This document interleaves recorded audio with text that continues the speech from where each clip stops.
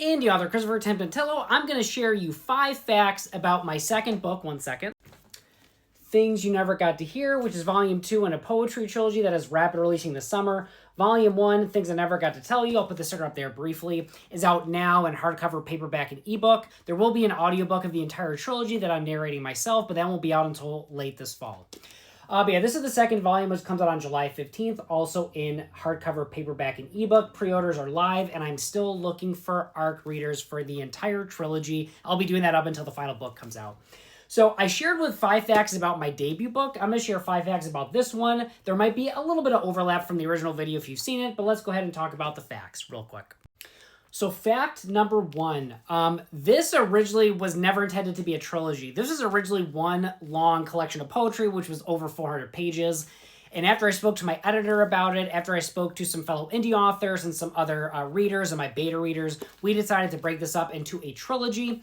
And the cool thing about this is that when you read the entire, with my intended version, when you read the entire book as one big, long book, one big experience of poems, it's actually a very different experience than when you read these individually. And that's mostly because each book has a wildly different tone to it. Which is intentional because this tells a very loose narrative, so it kind of ebbs and flows, and when you read it all as like one book and like one experience, it really feels like a journey you go on. Versus when you read these kind of in chunks or in installments like this in separate books, each book is so wildly different in tone that there's probably going to be different fans of different books depending on what style of poems that you prefer.